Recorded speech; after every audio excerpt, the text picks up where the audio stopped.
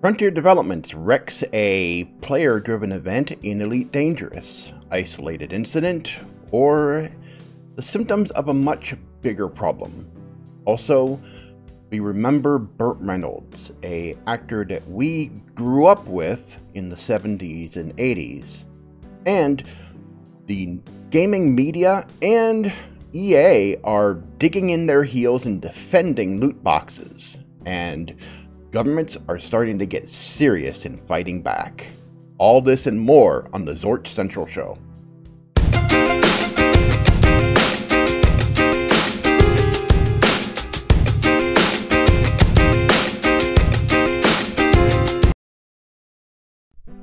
And we are live. Here I am, Mike TheZorch, and this is my co-host, Tygra Kahn. Greetings. And we have a packed show today. We're starting a little early. We started getting prepped about 2 o'clock. We were giving ourselves like a 2-hour time to work out some bugs and stuff, and get things set up. I've got a long prep time for dinner tonight, so because of what we're having. So I decided maybe start an hour earlier than I normally would.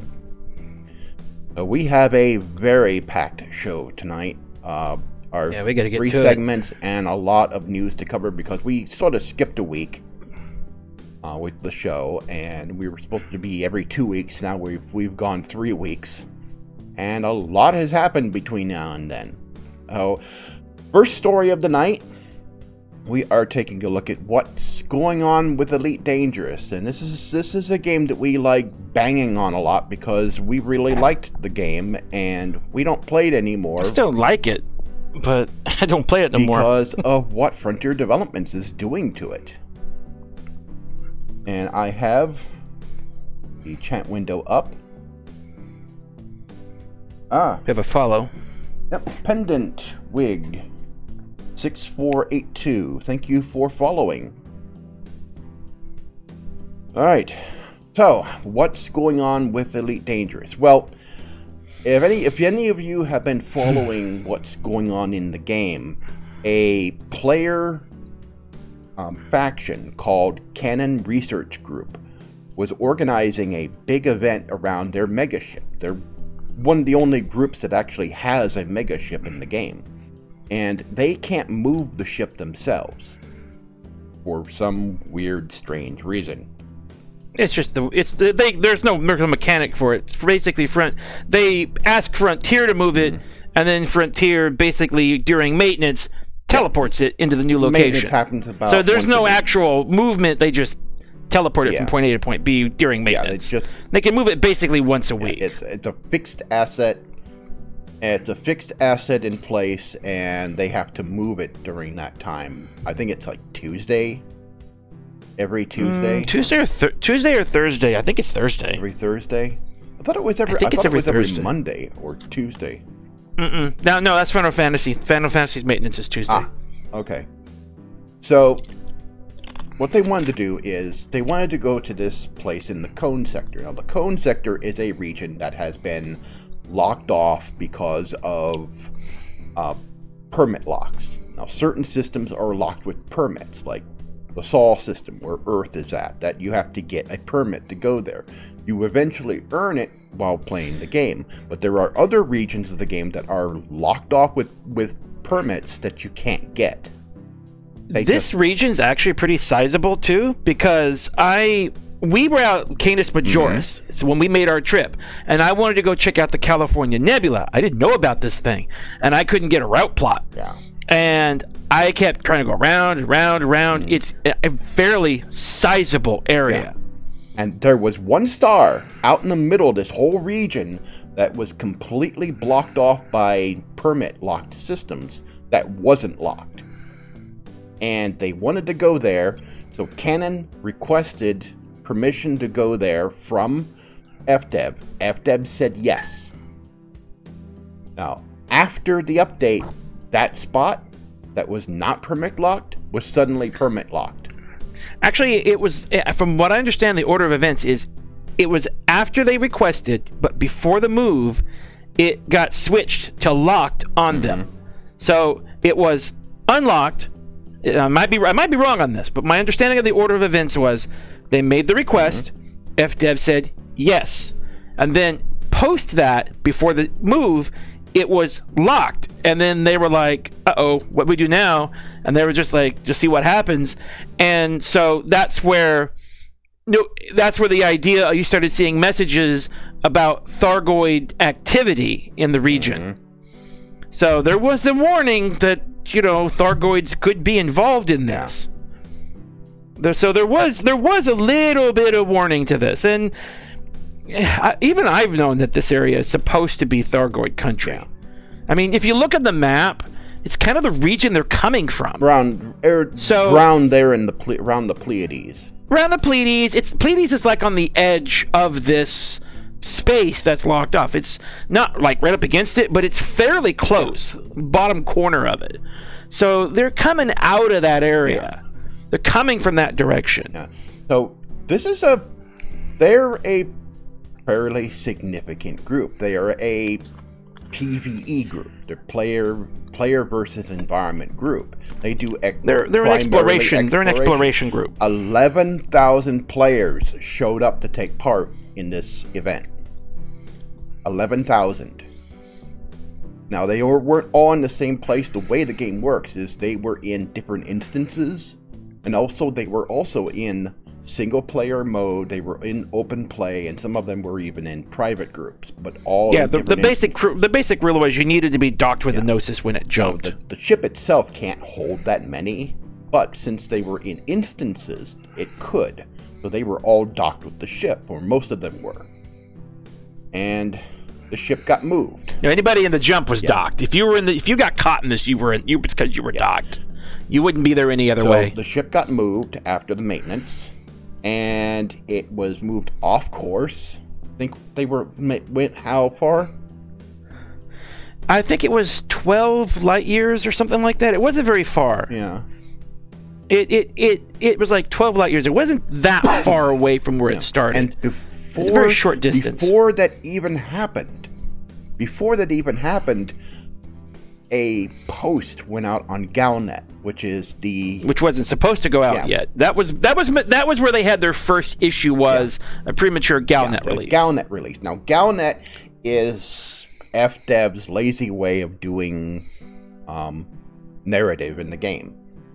That's about all the narrative you get. Yeah, it's about all the narrative you get. It's basically in-game. It's basically in-world news, what's going on in the game world. And they reported that the Gnosis jumped, was hyperdicted, and is under attack by Thargoids, and was badly damaged before any of that even happened. And so the ship was moved, teleported. Yeah, it was sort of a spoiler. It was teleported, and the ship was attacked by a Thargoid. Not just any ordinary Thargoid, but a brand new, really This was one of the newer, what was it? I think they're called, was it Hydras? I think they call them? I think so. Or, I think they're called the Hydras. They're basically the most recent, biggest, baddest, tougher ones that they've been producing. They're the newest big baddie of the Thargoids. And there were reports of people just blowing up on the pads. They didn't. You couldn't get off the pad. You were getting wiped out before. I've heard stories where people were getting blown up before the pad even reached the surface. Before you could get a detach, you were already gone. And because they released it out on Galnet ahead of time, just a little ahead of time before all this happened. You had griefers show up in mass at the same time. So not only did you have the Thargoid blowing people up, you also had griefers blowing people up, and they sort of congregated all community goals. Yeah. And another thing, around space stations and around megaships, because this is not the only megaship in the game, but this is one of the only megaships that's controlled by a player faction. You have a no no fire zone. If you open fire within that region, you can get a bounty on you, or you can get a fine. You get a fine. Well, initially, you get a fine. During the attack on the ship, the no fire zone was still activated. So while you're trying to defend the ship, it's busy finding you and or shooting you, depending on what happens. Finding you or opening fire on you. And this created a massive clusterfuck. And because the other thing it did was, if you were destroyed with the fine, you got ported to a detention center, which was depending on your ship, was a 30 to a 2-hour trip away, depending on your configuration. And big name people from the elite from the elite wrong game. Big name people from the Elite Dangerous community were there. Obsidian Ant and the Yamix. Obsidian Ant was in this, I think. Yamix was in this. Who else was there? I don't know who else was there. I don't know. I think Ezegius was in it too. I think he was the one who was talking about not being able to get off the pad. Commander Ezegius. Yeah. I believe he was talking about it. I didn't watch their entire live stream. I saw part of it, but I didn't make it to the whole thing. It was just long. I didn't get through it all, so I didn't catch everything they had to say about it, but they were not happy. Yeah. And Obsidian Ant is normally a very sort of calm, laid back, sort of understanding guy. And you could even tell in his voice when he was talking about, he was absolutely frustrated. Yeah, I think frustration is the order of the day with a lot of this. Because this comes on the heels of a lot of other issues. Or actually, it is the heels coming before it, because it's like there were more issues that come after this. And it's like, this is just the one of many things that have been plaguing the game. And Yamix, he was just plain old pissed off. Yeah, he was smoking mad. I think when that went down, he was I think he said something to the effect of, he can't really tell you exactly how he can't filter it down enough to tell you how mad he is without just blowing his stack. Yes. But you could tell he was livid. And this whole thing that happened is sort of a symptom of a much bigger problem with this game. And it stems from, the content that we've been getting from this Beyond update has been... It's been beyond, all right, beyond belief that they call it an update. It's been lackluster. And also, this came, just before they announced that they were canceling 2 major pieces of their 4th quarter update, which was supposed to be this big update. The carriers, of all things. The carriers. And then the ice planets. The improved shaders and everything for the ice planets, and they were canceling those. And then we get the announcement of what's going to be coming in the 4th quarter, and I haven't even watched all of it yet. It looks interesting, but I've got to the part where I can't stomach it anymore. It looks interesting, like the whole mechanics of scanning planets and everything, but it would be good if it was optional. Yeah. I have a feeling they're going to screw this up, and it's going to be your only way to do this. Yeah. And it looks like basically what it looks like, and we're going by what they've done in the past so far with this game. Whenever they've put out major features, when you look at the features they put out, you got the SRVs, you got the multi-crew, the wings, and all the other stuff that they've put into the game.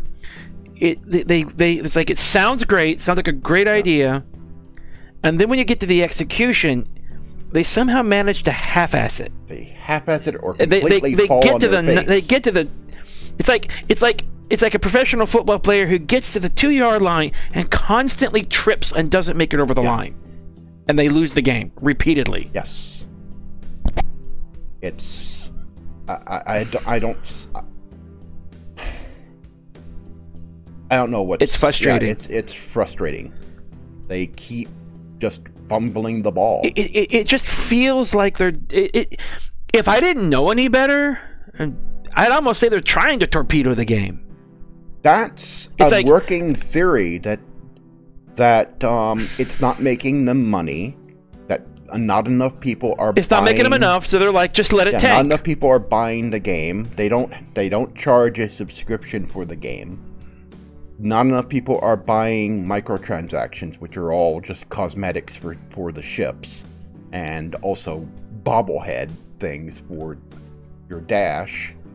Oh, that stuff's fine. I mean, it's not really a problem with it, but it is the only income except for actual sales. Yeah. And they haven't had. And so the game's not making any money, and it's got a maintenance cycle like an MMO, so you have to spend staff on it, but you've got no regular income to kind of make up the difference. And I don't think the sales from the content. livery are doing it. They've had no paid content. They charged people for a season pass for Horizons. Oh, they charged they created a lifetime pass, and those people are still waiting for their money's worth. I mean, I think it was like what, $200 and something I think people paid for that, for a lifetime pass, and you've only got one paid content free, which is like what now, $40 worth. So they have not gotten their money's worth yet. And so, if going by their current track record, they're going to screw this up. Because they've already screwed it up, because they've already canceled they already canceled 2 pieces of it. They've already screwed it up. Everything that they've released so far has been either a massive grind upon grind, with the whole thing with the Guardian. I think the grindpocalypse that this game has become is what's starting to become the most frustrating aspect of the game. Whether you're an explorer or a combat pilot or a trader, I think the grind has become just so. It's the only thing in the game, and for some strange reason, this is what they call personal narrative. It's not a narrative. A narrative is a story. It's a story. It's not. There's no story here. This is not a narrative. This is grinding, and they call it narrative. And then, you forgot to mention that they're also doing the thing where they're going to take away board flipping. Oh, the whole board flipping thing. Yeah. Oh, I was getting to that. That they're gonna stop board flipping, and what that was is.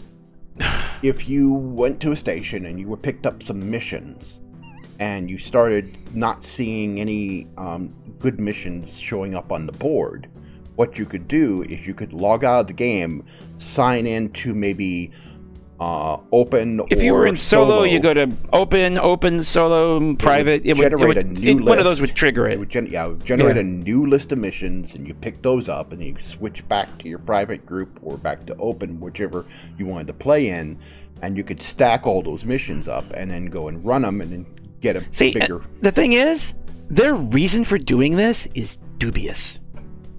It really is dubious as to why they're doing it. Because it's back and forth. Because here's the thing. If they're trying to lighten the server load, first off, you'd think that simply not having it regenerate every time somebody would log in, that alone would do it. But no, okay. They're doing that, sure, yeah. But then they're transferring it over to another server. They're taking that generation component and moving it to its own standalone server.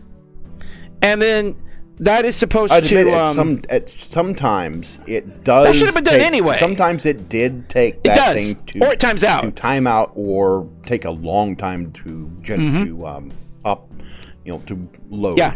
Took a long time for it to load, or sometimes it didn't at all. Like I said, it would time out sometimes. I mean, I think moving it to another server, but the board flipping, if you're moving it to another server, if the load is lighter, then if you're just taking that component and transferring it, how does that affect the logic of the code where it says board flipping is no longer a thing? I mean, why are the two linked like that? That's like two separate decisions. Oh, and it's like, I can understand why it would be exploity. The problem is, here's the funny thing about this. I just watched this today. Down to Earth Astronomy. Excuse me for the voice. Yeah. Down to Earth Astronomy had a spreadsheet that he was working on how to find your own little gold rush, how to find the right conditions in order to make good profit. Yeah. Now, when he initially did his calculation, he was trying to get to about 80 mil an hour, which is about the limit before FDEV starts nerfing everything. When he accounted for board flipping, his numbers went from about 60 or 70,000 from that little guess he was working on to about 20. Yeah, it was almost a 50% drop just from losing board flipping. And they think that the 10% increase is going to make up for that. No, it's not. They're going to increase the payout of all the missions across the board by 10%. And they're going to reduce the number of wing missions and I think it's wing missions and something else they're going to reduce the number of. Wing missions were this definite one they were going to reduce. They were going to tackle wing missions. I mean, that's fine, but I like anything else, whenever they mess with it, they break it. That's why I think most people are like, please don't touch anything because you'll break it. People ask for quality of life, and they're like, no, because I'll mess it up. But I think people are looking at this going, oh my god, they're going to touch the mission board. They're going to wreck it. Yeah. And then this game just will be unplayable. Once the mission board's wrecked, you're done. Yeah. There's nothing left to do. And I think that's what kind of got people on edge with this. Yep. But it's this collective mission board. Okay, your amount of money the amount of money you make has gone down. The new scanner, whether you're explorer or trader or combat, you go into a new system, your amount of time you have to mess with the scanning system has gone up, more time spent. You got all the other grinding for all the other stuff in the game that you got to do, and every kind of new guardian weapon and all that stuff, increasing the amount of time that you're just grinding. It's definitely going to be a grind on the exploration part, because the way these scanners work now, the exploration scanners work now, is you enter a system, you activate it, and you power it up, and then you get this ping. Yeah, they call it the honk. They call it the honk. And what it will do is it will indicate the star and any planets within range. You got your standard one. Actually, if you have the advanced, it's the entire system. The entire system. You get the whole thing. The advanced version. And then you have to scan the star. You have to stop, point at the star, and scan it to get a name. If you're doing the surface discovery for those kind of rewards, discovery. This new one, now you have to honk. That will get you the primary star. Then you have to go into this whole different other interface, and you have to scan around for the gravitational sources of stars. And you may have to do this multiple times to pick up all the stuff. And some star systems can have a massive amount of planets and a massive amount of moons. And then there are star systems that are binary or trinary, like or more. What's the one with Hutton orbital? It's well, that's I believe that's I think Hutton. I think that's A and B are right close to each other, but the one that Hutton orbits is the stars for where Hutton orbital is. The one that Hutton orbits is Sirius. I think it's no, is it Alpha Centauri? Alpha Centauri. I think I believe it's Alpha Centauri. And so the other star. I'm thinking. Okay, never mind. Yeah, because I'm thinking of Sirius A, B, and C. Speed in frame shift speed. It takes an hour to get there. To give or take. Yeah. I think it's like 45 minutes. It's a long trip. Yeah, it's a long time. Just going straight, and based on the speed indication. Yeah, you literally can go get lunch and just leave the game as long as you don't got a pirate chasing you. You just literally go eat lunch. Come back and you just be showing up. You're traveling at max speed based on old original series trick warp speed velocities. You're going that fast, and it takes about 40 minutes to an hour to get there. Yeah. Well, there's a episode on YouTube that describes like the speed of warp drive in C, which is useful because then you can really get a measure of how fast you're going in warp velocities, and basically it's like warp 9.5 by the time you get there. Yeah. Or at your fastest point. Yeah, because the ships in Elite Dangerous, you travel 3 different ways. You have your standard thrusters. That's for your sublight speed. Then you go to light speed, and that's where you can travel quickly between bodies within a solar system. And then when you want to jump to another star system, that's when you go into hyperspace. You jump. I think Foxy wants out. You jump into witch space, and then you. I'll be right back for a few seconds, and then boom, you pop into the system next to the star. And if you have a fuel scoop, then you can scoop up some fuel and continue on. And so now it's adding a whole bunch of grind on top of that, where you have to scan around for those planets, for those bodies. There was also the USSs, which are the unidentified signal sources. Those always generated randomly whenever you entered a star system. Well, now they're going to be in fixed positions. The USSs are going to be in fixed positions, but what's there will be randomized. And you have to scan for those too. Okay, I'm back. There was more than that. Planets. There was also the asteroid fields and everything. All right, welcome back. But yeah, people are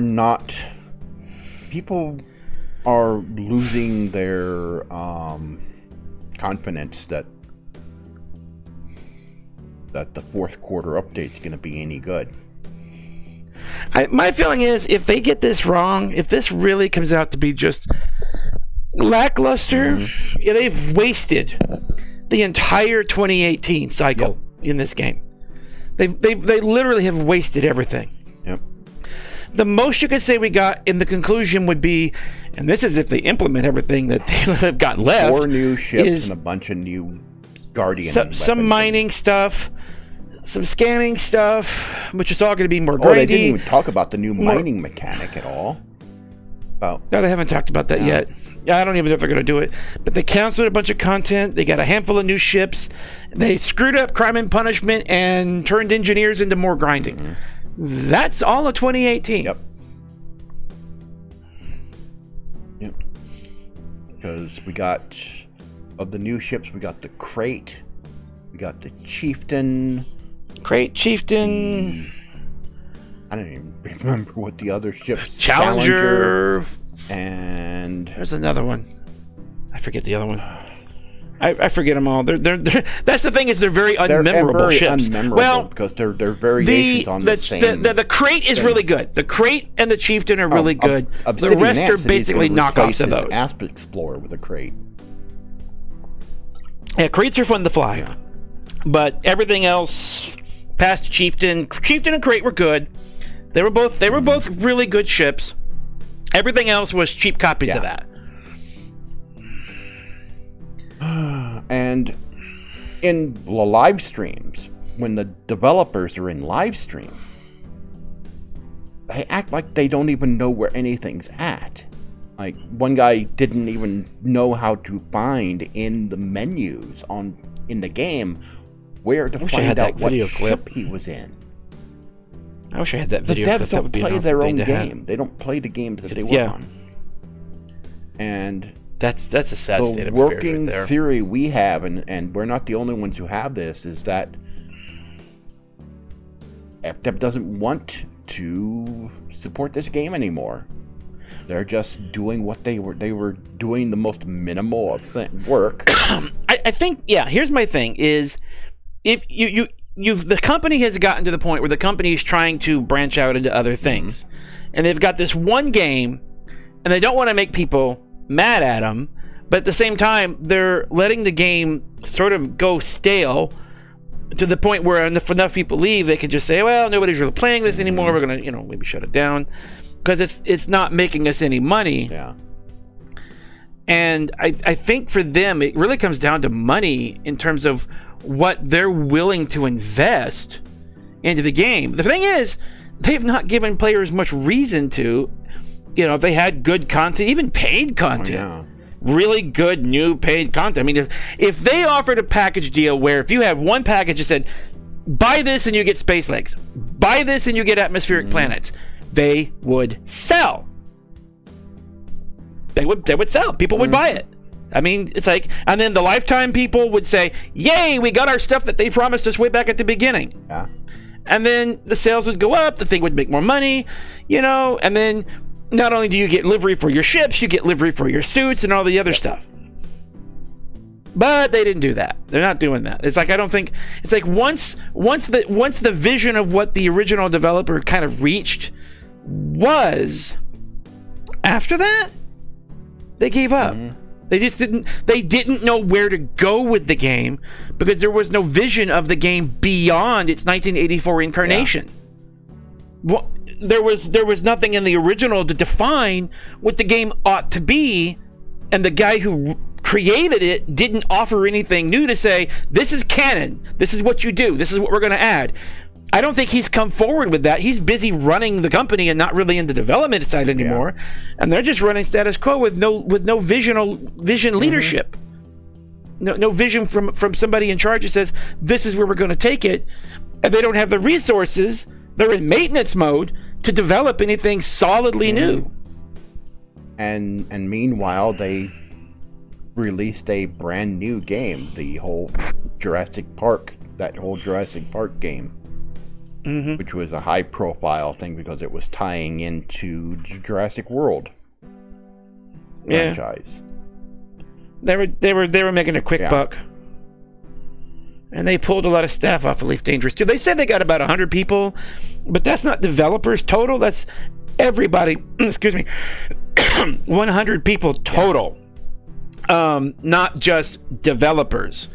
100 people total. I mean, if you're counting all your staff that happen to occasionally work or even full-time work on the game, excuse me, you're overcounting. The one thing that you're overcounting is actual development. Really good is the visuals, the artwork. That's the one thing. That's probably most of that 100 people. A lot of them are probably artists. Lately, I think it was the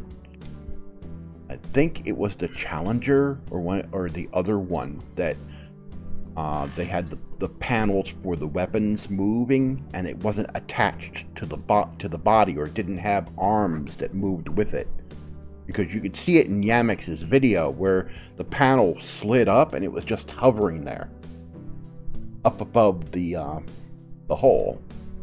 And I think they were starting to slack there a little bit in the visuals. But they've always been very good in the visuals. I mean, the game's beautiful, especially in VR. And they're slacking off there. And that's the sad thing, is this happens to be one of the best VR experiences you can currently get. I mean, they just are letting it go to waste. It's sad. And so you got that whole incident with the Gnosis. So people are leaving the game because of that. And people are seeing what's coming with Chapter 4, what's not coming with Chapter 4.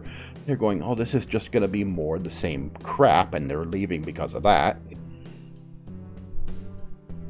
I mean, it's a sad state of affairs. It really is. It's a sinking ship. It's pretty sad. It's sinking slower than the Titanic, but it's sinking just assuredly.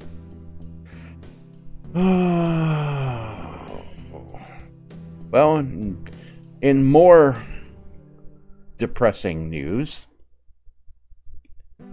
in the past 3 weeks since the last show, we lost one of Hollywood's more iconic actors.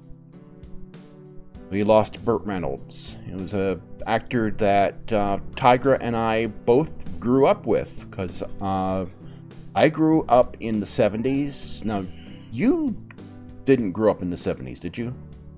No. I was you were 80s, but I grew up in the 70s and 80s. You grew up in the 80s. And Burt Reynolds, his career peaked. But I still watch these movies. I mean, I still... Smokey and the Bandit's what I grew up watching. Oh. That's the one I saw that in theaters. I saw the first one in theaters. Smokey and the Bandit. The first Smokey and the Bandit, I think also the second movie in theaters. And Cannonball Run, I think. Nope, yep, we did. We saw Cannonball Run in theaters. So he think it was 8. I think he was 82 when he passed away. He was born in 1936. So, a long time. That was before World War II. Just a little bit before Pearl Harbor. Well, he's been around for a while. So he grew up in the 50s. And he's been in some pretty iconic films. He was with Dom DeLuise and a lot of other big name people in Cannonball Run. That was one of the first American films with Jackie Chan. One of the first major American films with Jackie Chan in it. There's a photo of him here on IMDb that even in older years he still looked good. And he starred in a few movies with Dolly Parton. The biggest one was the film adaptation of the play The Best Little Whorehouse in Texas. And of course, Smoking the Bandit. Oh, that was big because he was in that with Jackie Gleason. It's interesting. There's a movie called Defining Moments. It says completed, so 2018. He's still working. Yeah, he was going to be in Quentin Tarantino's next film. He was slated to be in it when he passed away. So they're going to have to recast his role. Excuse me. He was always a very good actor. I mean, he worked pretty regularly too. Just looking at the IMDb, he had a lot of work. He had a lot. He was in a couple of games. He was in GTA Vice City. He did a voice in GTA Vice City, and he was the mayor of Steelport in. I didn't put that in my notes, but he was the mayor of Steelport in Saints Row the Third. So he did a couple of video game voices. He was as himself in Saints Row the Third. He was a funny actor, and he always had this funny laugh, especially in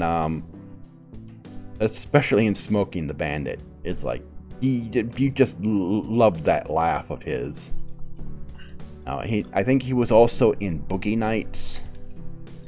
Wow, his first work was Flight, a TV series, 1958. Oh. Wow. So his career peaked in the 70s and 80s. And then he had a long career. Then he didn't do as much in the 90s. He was in Boogie Nights, if I recall correctly. And I don't remember anything else that he was in throughout the 2000s. I think he slowed down doing films. Yeah, it's a little more sparsed out. I don't think his parts were as big. Grand Theft Auto Vice City, TV movies, TV series, a lot of TV series. I don't think he has many. Yeah. Dukes of Hazzard, Jefferson Davis, Boss Hogg. The Longest Yard, Legend of Frosty the Snowman video narrator, Duck Dodgers. I think he did some stuff for animation as well. He was in some animated stuff. But he went back and forth between TV and movies. Like Saints Row the Third video game. Yeah, there's that. Yep, Saints Category 5 TV movie. Yeah, he did a lot of parts in a lot of different stuff. Mm-hmm. It's kind of all over. And even though he never won an Oscar, and I think he was nominated once for a role, but he didn't win. I forget what film it was he was nominated for. He was nominated once, but he was a great actor, and yes, he was. I hope he does get an honorary Oscar. Next time the Oscars come along, because he was good. He should. He was a good actor. And I grew up with his films. I loved Cannonball Run. You know, I loved the Smokey and the Bandit films. The later ones were like, like there were some without him. It's the franchise suffered from sequelitis eventually, but most of his movies, the majority of his films were all really good, and the best were during the 70s and 80s. That was when his career really peaked. So he's going to be very missed. Dolly Parton, specifically, it hit her because she was his friend. So, you know, and she's still around, and it's sad to see him go. And he was going to be in another major film, but you know, when it's your time.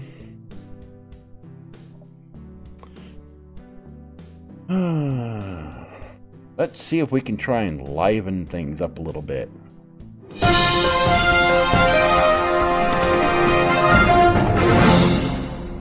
And it is time for News Flash. We have some news items for today. We have a lot of them, actually. Since the last show, NVIDIA has revealed their next video cards, the RTX line of cards, the 1070, 1080, and 1080 Ti. Now, these cards are capable of real-time ray tracing. Now, they won't be doing full ray tracing, full scene ray tracing, because that's still way too expensive computationally to do. What they will do is what they're doing in Battlefield 5, where they're using some minor ray tracing to do better glossy surfaces and reflections, and some improved lighting alongside traditional rasterized graphics. Because the way graphics work now is they calculate polygons in memory, and then they rasterize it, and they sort of fake 3D on the screen. And they use different techniques for lighting effects. Well, this is going to provide a more realistic lighting effect in games. Now, it remains to be seen how many games are going to support this. They did release a list of some games that would have this feature. Battlefield 5, as well as the next Tomb Raider game that's coming out, will support this technology. And so, it was announced that the 1050 and 1060 won't do this. These RTX cards, how much are these going to be priced with all the bit mining stuff going on? Well, the 1070, I think the price was going to be around $700, and the 1080 Ti, the 28. I did these wrong. The 2070, 2080, and 2080 Ti. Got those wrong. Those will be, the 2080 Ti's will be well over $1,000. Now, whether these will be grabbed up by miners, don't know. Probably. Well, maybe I can finally get a replacement for my card, at least at the same scale it's at. And then everyone runs off to the next new card, and maybe I can actually afford one that's replacement, because mine's... Oh, yeah. So I got that part wrong in my notes. I put down, without even thinking about it, I did 1070, 1080. Could have put 20. Because it's been that for so long. It's been that way. It's been that for so long, and it's almost like, why wouldn't you? And also, Apple unveiled some new iPhones. They unveiled the new iPhones. XS, the XS, XR, and XS Max. The XS and XS Max are practically the same, except one's bigger than the other, and they both have OLED screens. The XR has an LCD display, a Retina LCD display, They've all got pretty much the same camera and technology, and they're all well overpriced. $700 for the around $700 something for the XR, and over $1,000 for the XS and XS Max. So $1,000 for a phone that won't do ray tracing. Yes. It's like I'm getting ripped off. That's just more overpriced Apple phones. And don't worry, they'll break down in a year. The Apple certified self-destruct code is still in play. Henry Cavill is putting up the cape and picking up a sword.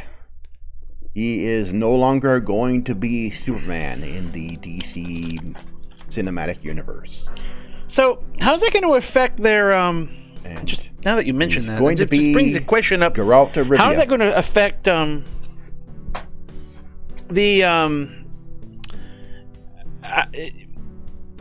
as far as is he not going to do any future Supermans, or is this just? From my understanding, he's out.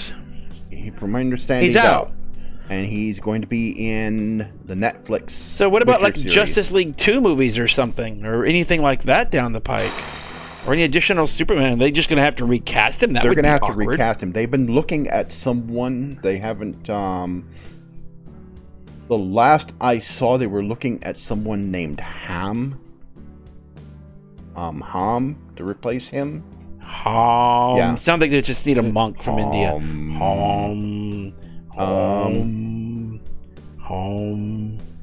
have to. Well, at least we know he'll be well enlightened. We'll have to check that. Plus, also there were.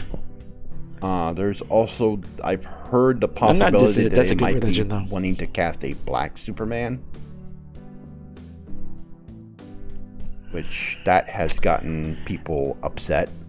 Not over the fact that he's black, but that they're wanting to cater to that crowd in. It's not DC. The problem that he's black. That's not necessarily a problem. Yeah, it's not a problem.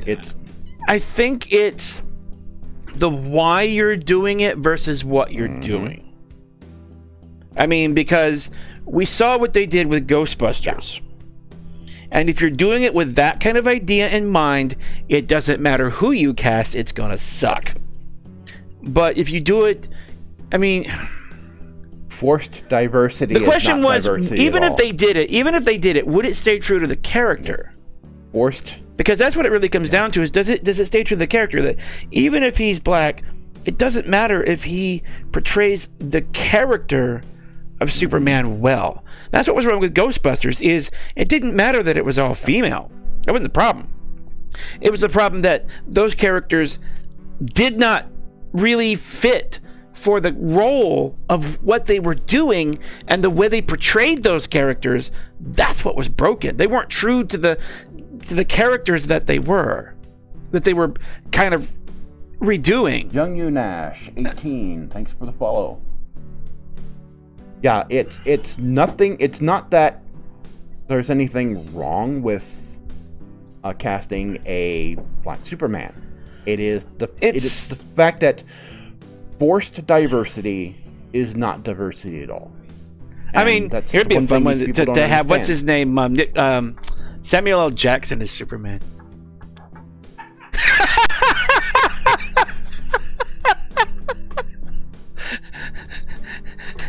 Marvel's not going to give him up, but it would be funny though. I'm GD tired of these FM MF and tired of all these MF and brainiacs or something. I mean, it would be hilarious. It would be so much fun. It would break the internet. it would break a lot of things. The internet. But Henry Cavill will be playing Geralt of Rivia on the Netflix Witcher series. Well, you know, isn't Geralt a very... I have not played the game. Not far into it. Yeah. But isn't that character sort of in the way that he's sort of wooden in some respects? Isn't he like just sort of stands there and... Yes, because of his... it's because of the Witcher mutations. It sort of suppresses their emotions. And so Henry Cavill just sort of standing there looking off into the... very woodenly, very emotionless.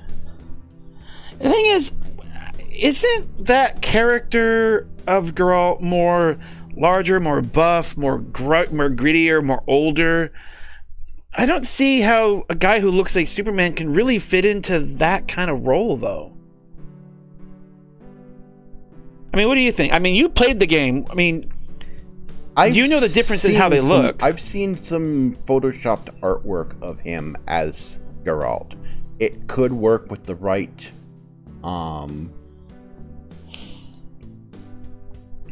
if he...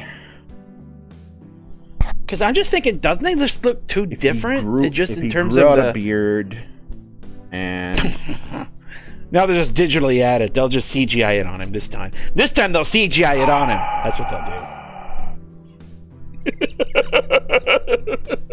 They'll CGI the beard on him this time. Alrighty then. But he did look interesting. It just seems like maybe the wooden part works. I just don't think he looks the part. I think that's my look at it and going, I've seen Geralt. He's like taller, bigger, buffer, older. I mean, you could get the guy who plays Hulk Hogan to fit that role better than you could this guy. It's like people wanted no. I don't know. They wanted Mads Mikkelsen. They wanted him. He was the guy that was in oh, yes. Oh, he would be so much better at it. Oh, absolutely. He was in Doctor Strange. He was the main villain in Doctor Strange. Yes. There was another movie he was in. What was it? There was another movie oh, he was in a couple of them that I liked. Yes, he would be far better. What's his name? How's he spell his name? Mads Mikkelsen. If you do a Google search and do Mads, it'll just show you. It should pop up with his whole name. Ah, there we go. Let's take a look and see what he's done. Yeah, he would be far better at this.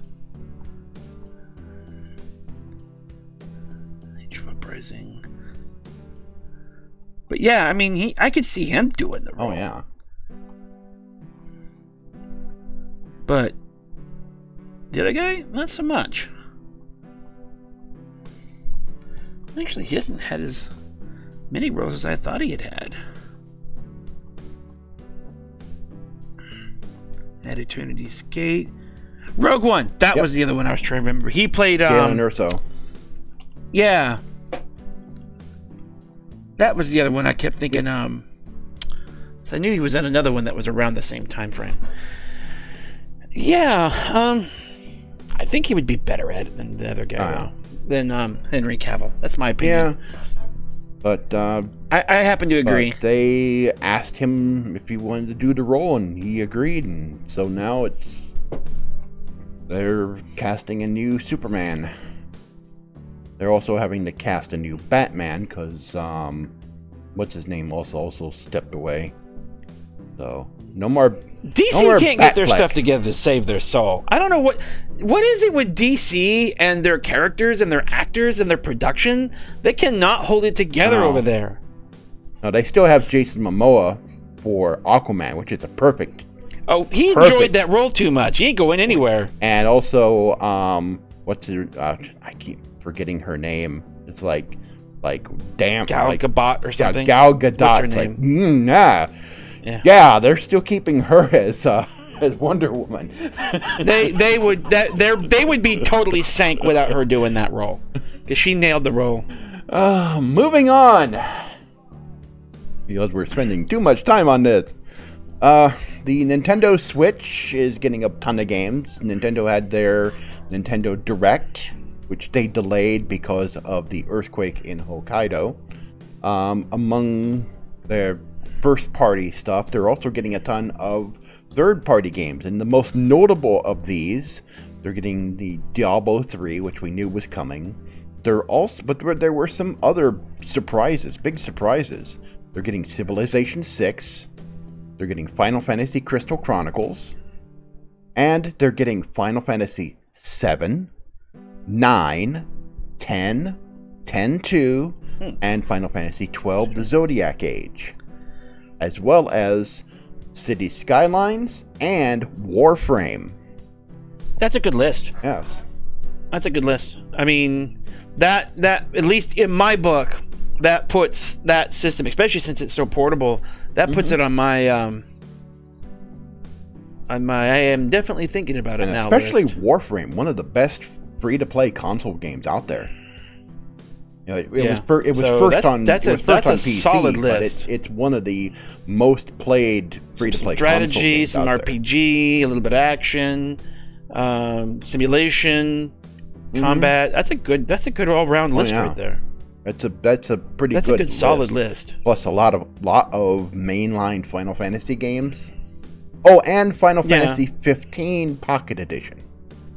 They're getting as well, which is the full Final Fantasy 15, but squatty, super deformed versions of everybody. I'm not going to think about that. I am not going to think about that. I'm not going to think about that. And speaking of free-to-play games, the MMO WildStar is shutting down because not enough people are playing it. So now this came out about, when did this come out? This was announced about a little before 2012. Because didn't this come out right before Final Fantasy? It was like kind of a competitor at one point. I think so. I remember people playing Final Fantasy leaving to WildStar. I guess they're coming back or going somewhere because they're not going back. They're not staying there. Yeah, so NCSoft is shutting down. NCSoft is shutting down the studio that made the game, and the game, I think by this time now. Wait, is NCSoft shut? Wait. Is NCSoft shutting down? No, NCSoft is not shutting down. They're shutting the studio down that made the game, and they're shutting the game down. And now, was this a free-to-play? At first, it wasn't. At first, it was a pay-to-play game. Then they had problems with getting people to sign up, so they went free-to-play, and they were. So this game has already been on a sliding trek for a long time. Yeah, it's been on a sliding trek before. Now it's not. You don't often hear about MMOs shutting down in full. I played the game for a little while, and I thought it was actually fun. I think what's happening is that you keep seeing these articles come out saying that MMOs are dying, and then I keep seeing stuff about new games coming out all the time, about these new games suddenly popping up all the time, and I look at what kinds of MMOs they are, and I notice a trend. MMOs are evolving. The tab targeting, sort of, you'll stand there and just click buttons to attack, sort of WoW style MMO, those are dying. That sort of game is going away.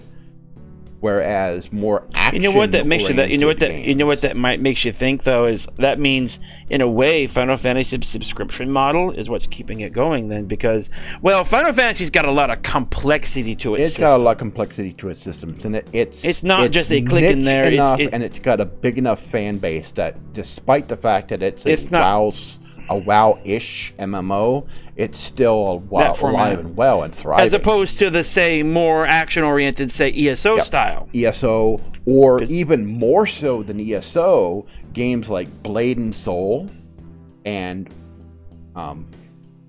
Terra and Black Desert Online, which you know what I'd be curious about is how many of these actually still have paid or some sort of either well-working, well-functioning microtransaction store and or a subscription model that they're getting funded well. Blade because Soul, it seems Terra, like the ones that are suffering are the Online all have optional premium plans.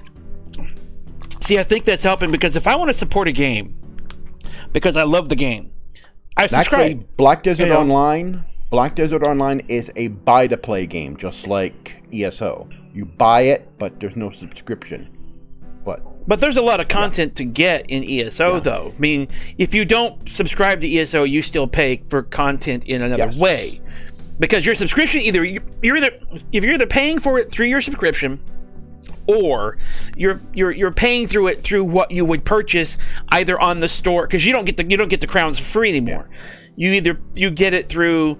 You purchase the crowns to buy the content, but there's always regular content coming out for you to purchase. They're constantly putting new stuff out. I think even if they got all of Tamriel done, they would go off to another continent and keep adding more.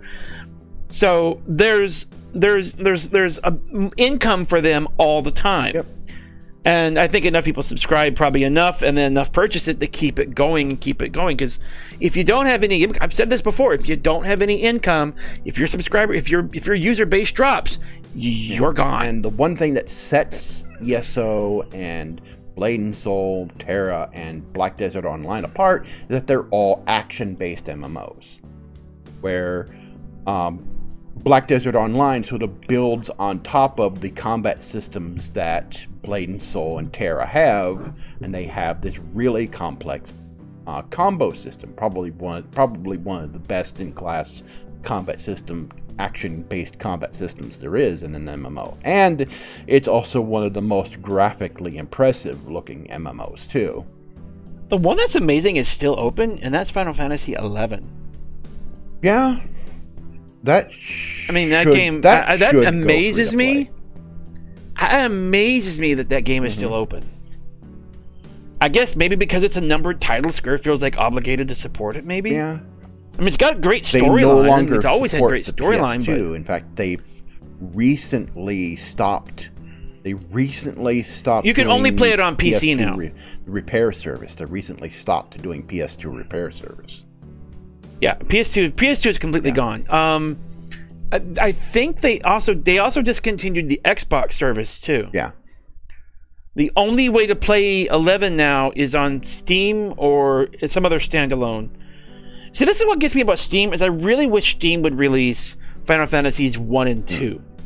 Not because you can't already get them for PC, but it would be the first time that all Final Fantasy games, all numbered games, would be on a single platform. It still is not there by a missing 2.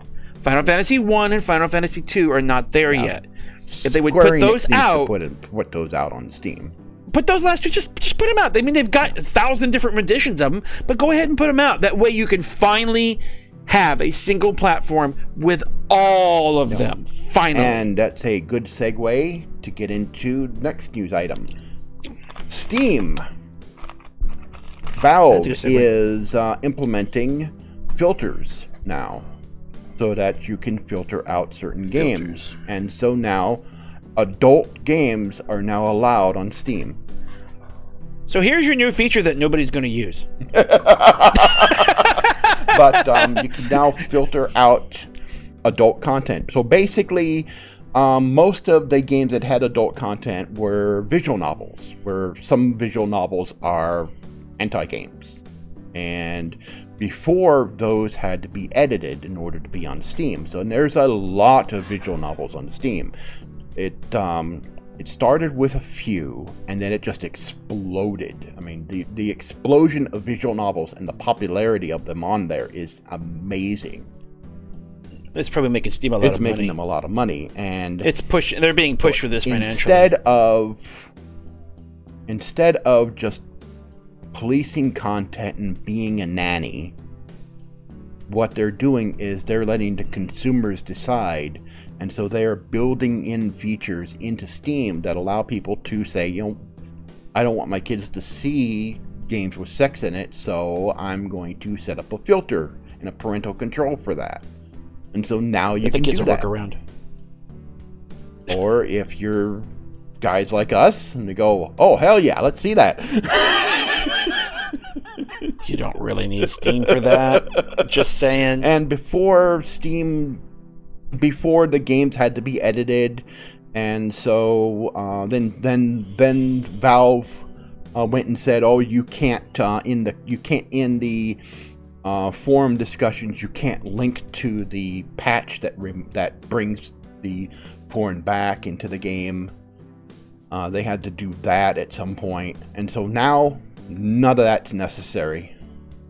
Oh, Basically, all the parent groups that would complain about this, if the filters are there and saying, okay, you be the responsible person, you filter it, if your kids are seeing this, it's your fault, not ours. We gave you the tools, you didn't use them correctly, not our problem. So they decided instead of censoring, they're going to allow it, and yeah, of course SJWs went completely bonkers because of it, but Valve is like, we don't care. We gave you the tools to filter it out.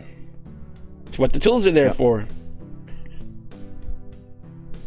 And the last big news item of the day, newsflash: Spider-Man on the PS4. According to EA, single-player games are dead. But Spider-Man on the PS4 is a single-player game. And not only is it the best-selling game of the year, it's the best-selling Marvel game of all time, and it's beating the sales of God of War, which has been the biggest-selling PlayStation 4 game of all time. So Spider-Man on the PS4 is essentially the best-selling game of all time for PlayStation. And it's a single-player game. I have not looked into this, but I have heard about it. I have heard that I think I've seen videos popping up on YouTube about it. I have not looked into it, but what little I did see, what was it? It was something. They were comparing the. This has gotten rave reviews. Yeah, it's definitely popped up in other places. I know what it was. Emergency Awesome's channel. He was referring to it. Referring to it in terms of some of its content and whatnot, and saying how good it was. It, like the Batman Arkham games, it respects the material. It respects the source material. And one thing that was pointed out, this was pointed out, I think it was Angry Joe who pointed this out, that it was the game Spider-Man 2, which was a good game, really good game, before this one. Spider-Man 2 had a combat system that was very much like the one that they use in this game, and it is very much like the one used in Batman Arkham Asylum. So Batman Arkham Asylum wasn't the first game to have this style combat system. They adapted what came from Spider-Man 2.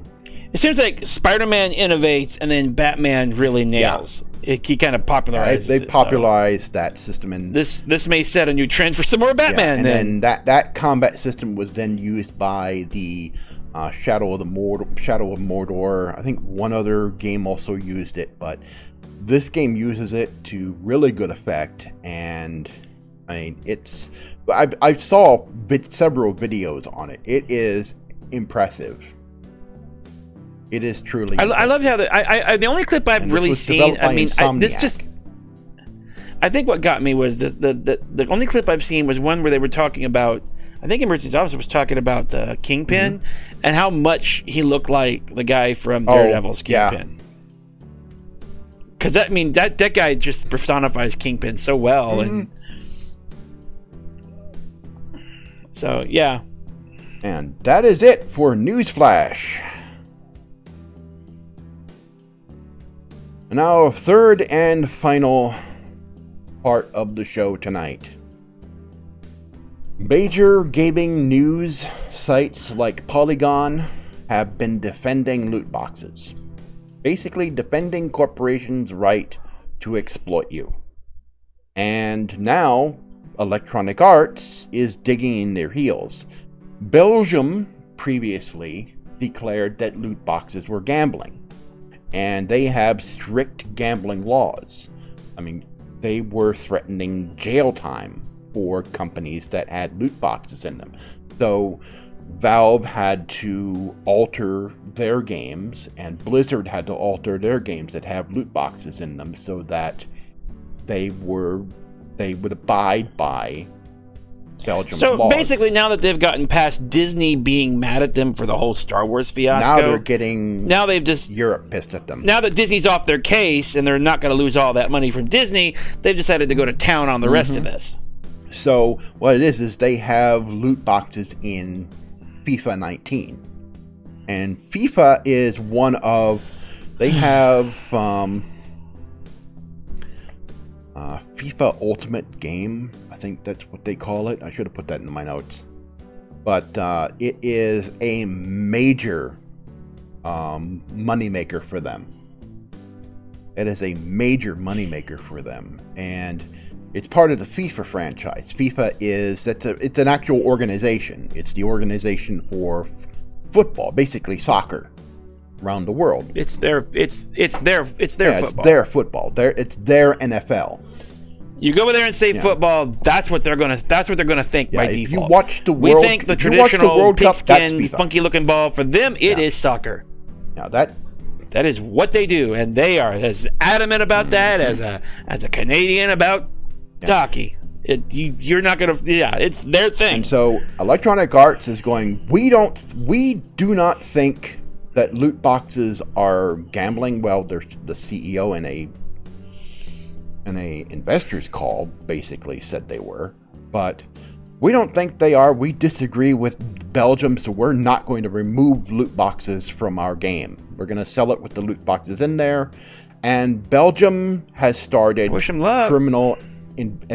criminal proceedings against EA. They've begun. I guess we're going to find out who has bigger priority on the pecking order of things. And very recently, in fact, just today, was announced that the police in Finland are also investigating loot boxes as well. They did not reveal what games they were specifically looking at, but they said that they are. I imagine FIFA's probably one of them because, again, this is. I imagine it's probably they're going to be their star witness there. This is soccer here, and soccer's a big deal over there. And the Finland team is one of the bigger teams, and it reflects on the organization. The FIFA I'm organization. Surprised that they have not spoken up. The FIFA organization hasn't spoken up because this is their license. It depends on how they take it. It comes down to what they view it as, because if they're not going to raise a stink about it, this won't go too far. But if they raise a stink about it, they're going to be in a lot of trouble because, I mean, maybe they somehow feel they're not going to lose their license from FIFA because maybe they feel like FIFA's going to back them or something. Maybe FIFA doesn't care. I don't know. It all depends on where FIFA stands on all this. If they feel that their money-making cow is at risk, then maybe they'll back off. But Finland's lottery commission has declared that loot boxes are a lottery, and so they're subject to Finland's gambling laws. From my understand, only charities are allowed to do lotteries. Well, EA is no charity. Except for themselves. They're only for themselves. So the poor EA fund. I could be wrong on that. I did look at an article and watch a video on the subject before when writing my notes, and it was a very extensive video on the subject. And so the way they said it was that the only ones who could do lotteries were charity groups. And I went back and I rewatched that part, and he did say that it was only charity groups, unless he was wrong.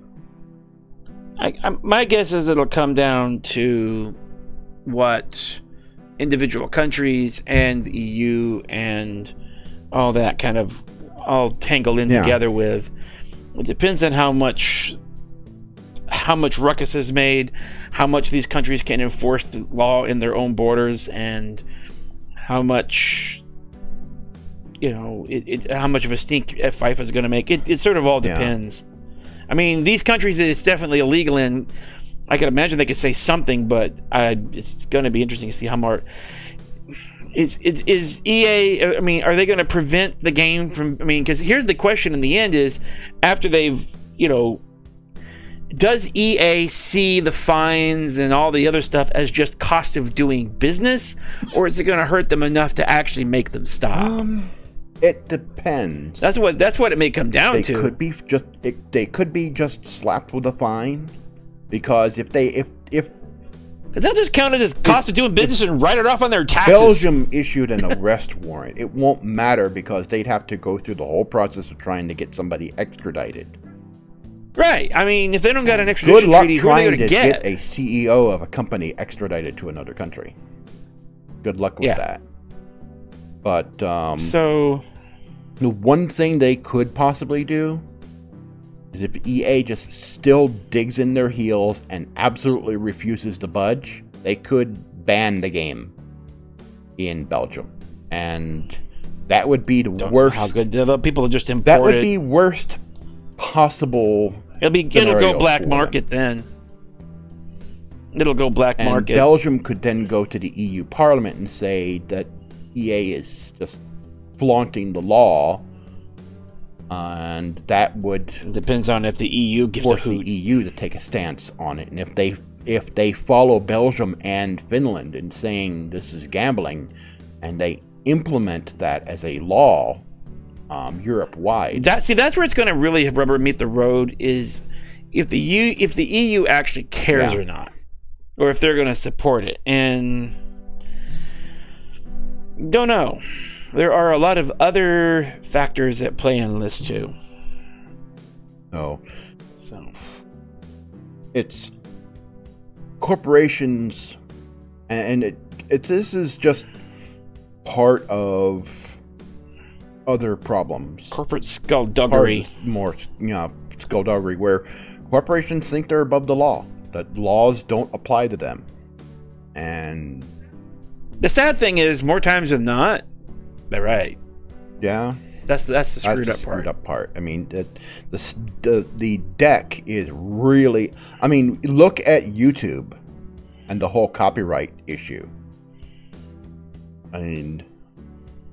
Look at that. It's like the stat. Yeah, this is a very, very, very deep rabbit hole. Significantly in favor of corporations in the U.S. specifically. So like I said, it's a very deep rabbit hole. Unless they're doing something really, really, really, really reprehensible, they're pretty much allowed to do anything they want. They can practically get away with murder. Deep rabbit hole. Yeah. Deep rabbit hole. Deep rabbit hole. I mean, but the worst Belgium could do is ban the game in their country. The worst Finland could do would be to ban the game and maybe lobby the EU to take a stand. And even if they did, like, get back to you in about 3 years, if you get a response. Mm-hmm.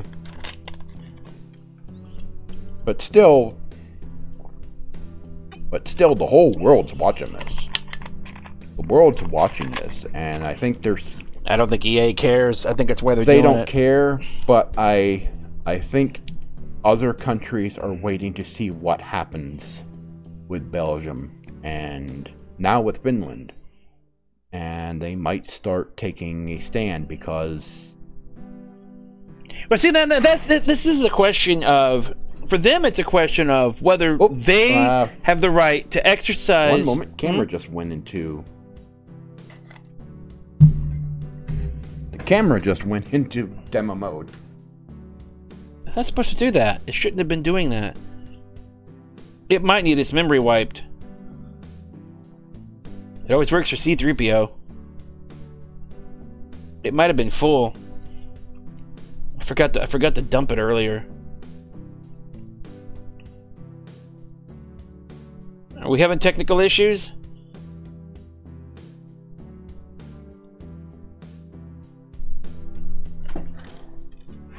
Hello.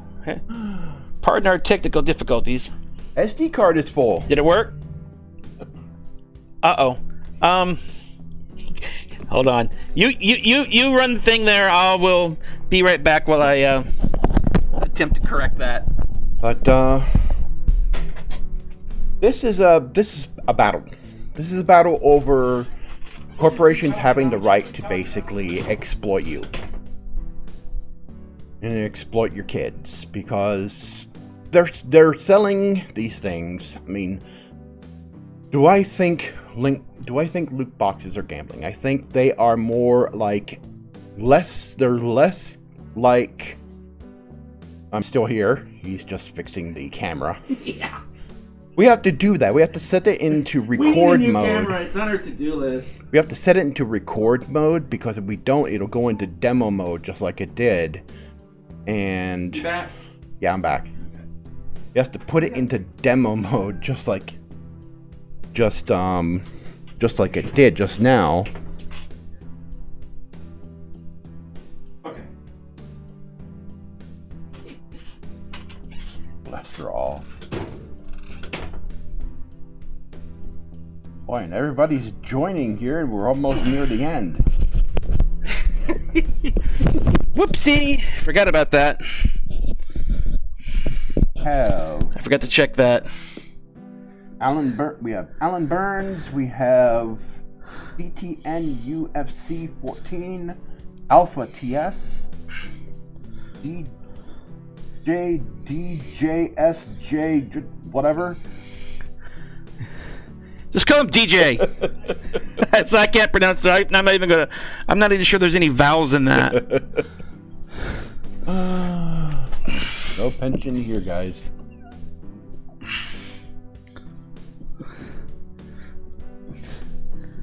And Alan Burns, thank you for the follow. Yeah, do I think it's gambling? Not in the way that I would say, no, it's not a whatever. It's not in the way that tradition you would think. I don't know how to pronounce it, so I'm just gonna say DJ. More like a lottery, in a way, and that's still gambling. Lottery cards are still gambling, and it does need to be regulated because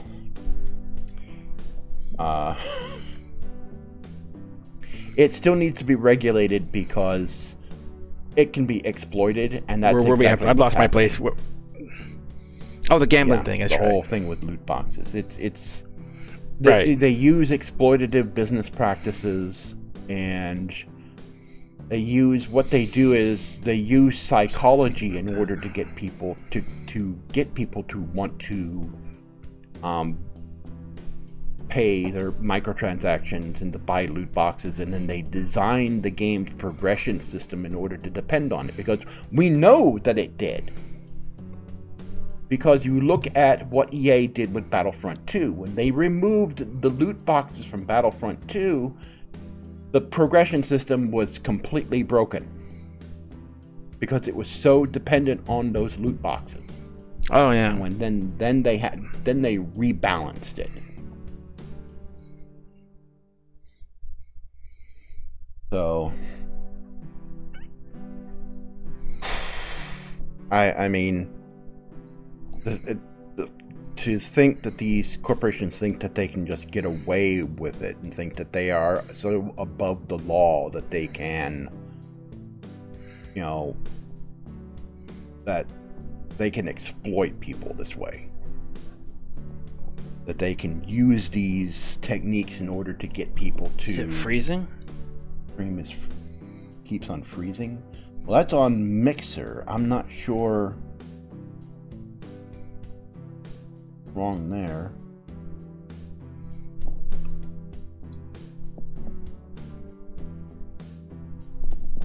I do?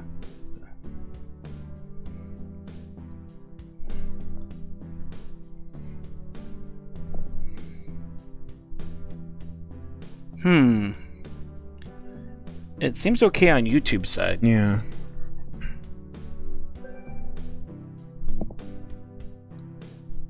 Alright. I think what we need and what I don't have is I don't have Restream transcoding. But you have to be premium to do that. You have to be premium on Restream to transcode. It's probably not optimal for the other services. Because I turned up the bitrate. It might be the bitrate that's the problem. As I turned up the bitrate to what YouTube wants.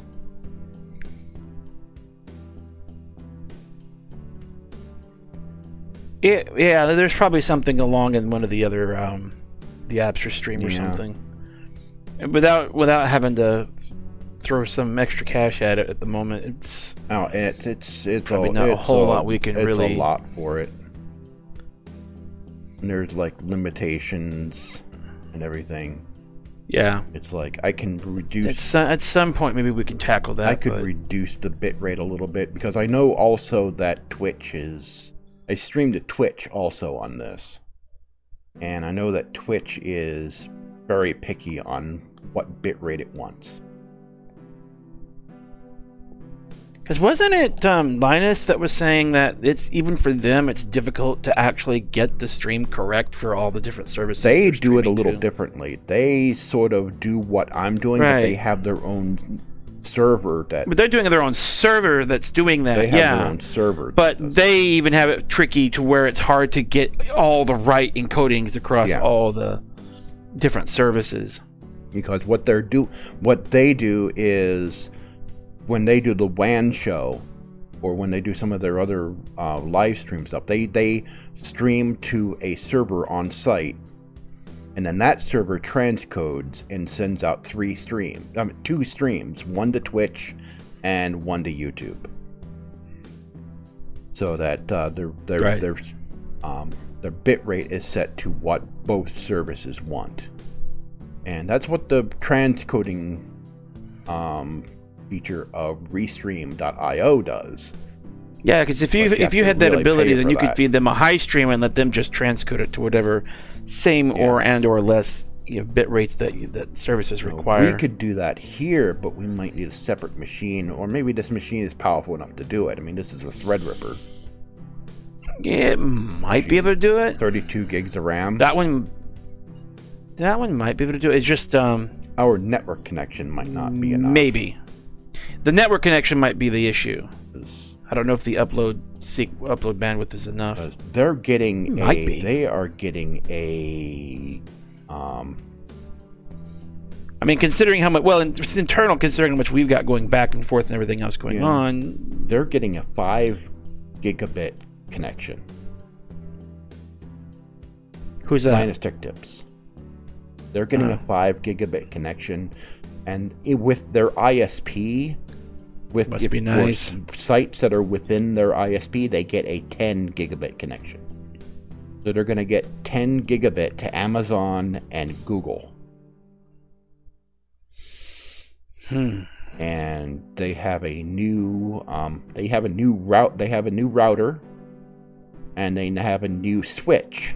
And the switch actually takes a few minutes to boot. New network switch takes a few minutes to boot. They have 40 gigabit connections on that switch. They take these big long metal plugs that slide into the jacks for the 40 gigabit connections. And then the rest are all 10 gigabit over Ethernet. And these other cables are special cables, but they're shorter. And they're going to have those connected up to their machines where they do all their editing. So they'll be able to have 4 people with 10 gigabit connections to their server for editing videos, and they won't be bottlenecked on the network. And it's like somewhere close to like $1,000 network switch. And then the router that they have has a Xeon processor, and they're going to add their own memory and hard drives, and they're going to run pfSense on it, and that's like over $1,000. Essentially a PC, but it's designed to be a router. Yeah. So, but we could have done that, but no money for that. Yeah, well, we did good to get the machine we have now to do this. It took us a while to save up for that machine.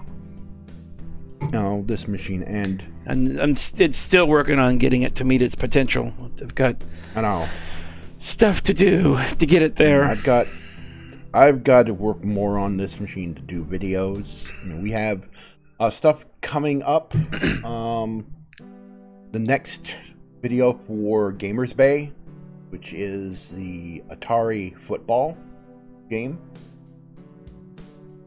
And I believe we have a question. What was it we did before? Was it basketball? Is that what it was? Was that the sports game that we messed with? It was flag capture that we messed with, and we've got... Well, I think at one point, didn't we do a... Wasn't that a basketball game that we did do at one point, though? I keep thinking there was a sports game that we did. I don't recall if we did a sports game yet. I don't think we have. We haven't done many Atari games yet. I'm very, very, very early on in the Atari 2600 series. There's still a lot more to go. But the next game we're doing is their football game. One of their football games. They've got actually a couple of them in the list. So is this football, or is this soccer football? Regular football, American football. American football. So the next one for Gamers Bay is coming up, and that's one I'm doing for that channel. Here I've got another fanfiction multiverse to release because I recently updated Beneath the Crimson Sky 2, and I'm working on the next chapter for the second book of Nindo the Force, and I almost got that finished. I also have a script that I still need to write for an old otaku for here on Zorch Central that will be covering Rumiko Takahashi's Yorushi Yatsura. I also have planned in the future a episode for Macross, which you will be able to work on with me. Is that a fan fiction you're talking about? That's a video on the anime itself. Yep, yeah. On the whole anime here, I think we will do... since there is so much to Macross, so much to it, we will do the first original series in one episode, and then we will then cover the rest of it, like the movie, and then the other... You probably would want to, because there's quite a bit between the two of them. There's a lot, because... It's been a while since I've seen them all, too. It's been a while. Yeah, because there's the original series. The original series was used as the animation for Robotech. Part of it. There were like 3 separate series that were used for... It was the first third of it. It was the first third of it. And then there was a movie, and that was never released here. Which I've seen. I've seen... Yeah. I think the only thing I haven't seen is the Macross Zero stuff, and there's some other recent stuff that I have not seen. Yeah. But as far as Macross Mospida, Southern Cross, Do You Remember Love, Macross 7, Macross Plus, I think I've seen just about everything else. Macross Plus was was released here. There was this thing called Macross 2, but that's completely different. That's a whole different continuity. It's a branch. It's a branch.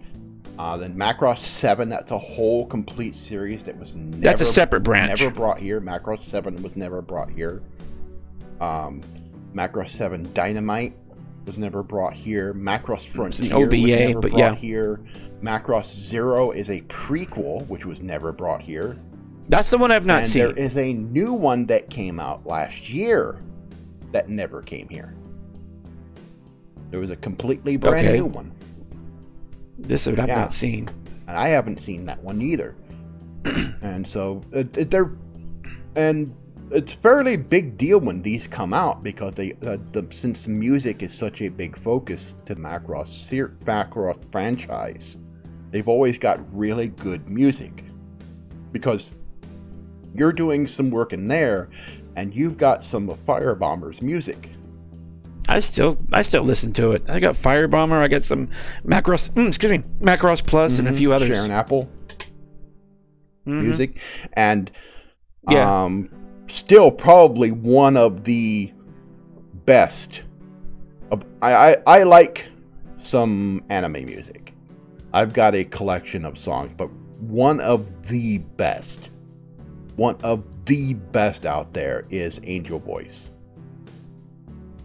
And we found a video that has, I forget what was the original, not the voice actor for Bastra. There was another guy that they got to do his singing voice in the series. I forget his name. I don't actually know his name. But the girl who played Maylene, she was the one that sang with him. That was the one that surprised me when hearing her do that part, because I didn't remember having any. I thought I had gotten most of the OSTs, even some of the individual albums. Actually, that video with the female vocal in that. Well, they're separate because the video that you see is homemade. It's homemade. That's not any production work. But her singing that is what surprised me. That's not Maylene. That is Mari Ejima. That's right. I know that. But I know that. But what I'm saying is, Maylene Jeans. That's someone else. That was the other one in Macross 7. But Mari Ejima, I don't remember having one of her singing that particular song, and I thought I had most of all that. That's why that particular one surprised me. Now, them singing together in that particular video, that's a fan-made mashup. Yeah. That's a fan-made mashup. Because you can even tell how it's been edited kind of poorly in a few places. Distortion in it where he was phasing between the two different versions. Yeah. I mean, it's an okay edition. I mean, but it's a bit of a mess, but it's not bad. But I didn't realize she had sung a version of that, and that's what surprised me. But there's a lot to the series that we haven't even seen, because I haven't even seen all of Frontier. I've seen only parts of Frontier, and it's hard to watch them because none of them have been brought here because of all the music licensing. And we're doing good just to get the original Macross series dubbed in the States. And they scored a coup getting Mari Ejima to come back and do her role as Minmay in English. I still like some of the dialogue in the original Macross. Not the Robotech part, but some of the Macross. There was some dialogue and some scenes that are not in Robotech, and they're so good. They're so good. The Max and Milla part is definitely some highlights. Oh, and Kamajin yelling at Milla's superior. Ah, yes. Bitch! That was good. That was good. It's like, that is not what they translated it into, but man, you go back to the original, it's like, okay, there's some definitely differences here. It's some good stuff. Yes, that was very good. So that's what's coming up in the near future. So I've got Pantrican Multiverse, I've got the next video for Gamers Bay, and after the Atari 2600 series of games this is the an old gamer plays series. This is a retro gaming series. I've got somewhere close to 500 videos to do for the Commodore 64. So that's going to be a long series. Good luck. I'm going to have to grab Vice for that on here. You're going to have to crank up the pace on that. You're going to be at that long time. That's going to be a long time on that one. You know, one series that I would probably like to see that would be interesting is to see if there was some 7800 stuff out there. Because I remember, because we used to have a 7800, and I enjoyed those, especially Ball Blazer, the original Ball Blazer.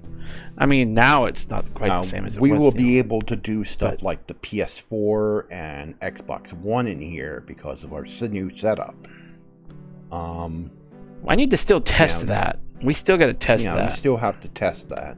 In theory, it should work the way it's rigged, but we haven't actually done it yet, so. Yeah. But it should. It should. I mean, we got that. We did that one test that we plugged that Chromecast in there, and that worked. Might work. So should work. In theory, no. The Chromecast did work. Oh, yeah, that did work. So if that worked, then there's no reason why those consoles couldn't work. Yep. Just haven't done it yet. And I'll be able to capture it through the capture card in OBS and be able to stream stuff, because there are some games I'd like to cover. I liked the game. I like some of the games on the PS4. I don't like Sony as a company. I think Sony as a company is terrible. We won't be doing anything Nintendo because Nintendo... Reasons. Reasons. That just needs a short answer. Reasons. It's not that we don't like Nintendo. We really do like their games. I mean, I think Breath of the Wild's a masterpiece, but we like Nintendo. Nintendo doesn't like the modern age. They don't. I mean, they even got they've even still gotten their online wrong. Yeah, we like them. They don't like the modern times. Yeah. So that's what's coming up for Zorch Central and Gamers Bay in the near future. Yeah, I don't have any content coming up online. I'm busy with another project, so I have no upcoming plans. I can get all that stuff done. As I'm going to have to go back and re-watch a lot of Yorusu Yatsura for that video, and it's a long series. It's like Ranma half. There's like over 100 and something episodes, and I'm going to have to do all the research on it and everything, because it's a series that started a lot of things. It was one of the first harem. It's one of the earliest harem animes. One of the first anime that really made the whole harem idea popular. And there's also the fact that this came from Yorusu Yatsura, who at the time was one of only a few women in manga writing, which was basically a men's only club at the time. And she made it really she made it big. She's considered the queen of manga nowadays. They call her the queen of manga. And you may have heard her name before, Rumiko Takahashi, because of her other works, which a lot of people probably know. Ranma 1/2, and there's Mermaid Forest, Maison Ikkaku, but most people will probably know Inuyasha because of Adult Swim. She also wrote that manga. This was a packed show.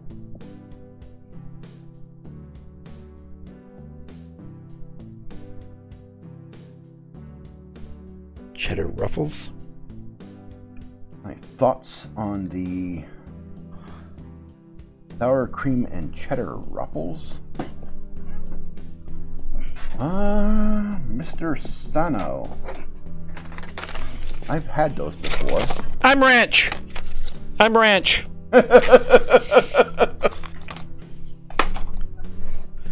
They're all right.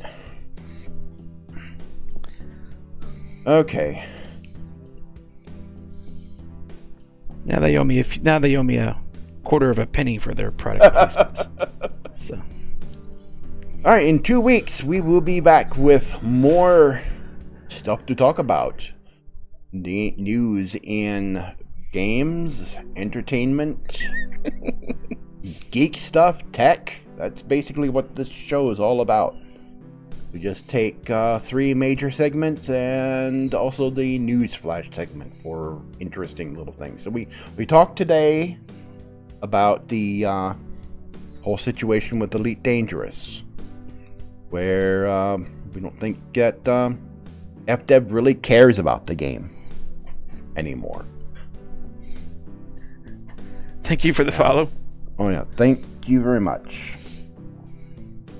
So we don't think FDEV really cares about the game anymore. I mean, the quality of the stuff that they've been releasing so far, I mean, visually the game looks great, but they've been falling flat when it comes to content. And they're losing the support of their community, left and right.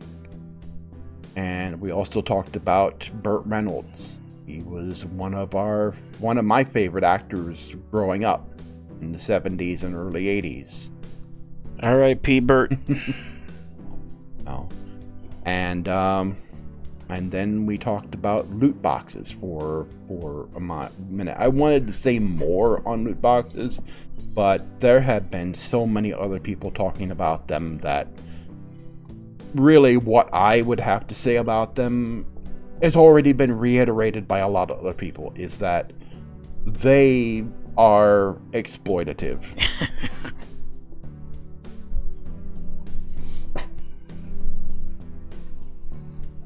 Wrench Pringles Master Race. That's you. Is that what that translates? I was trying to all run together. I'm like, what am I looking at? It's like, yes, absolutely. Oh. Absolutely. Also, you like Cool Wrench Doritos. Cool Wrench Doritos, yes. So that's been the show. Thanks to everybody who showed up and watched us on Mixer, and anyone who watched us on YouTube and Twitch. I've been Mike TheZorch. This is Tygra Kahn. We'll see you guys in 2 more weeks.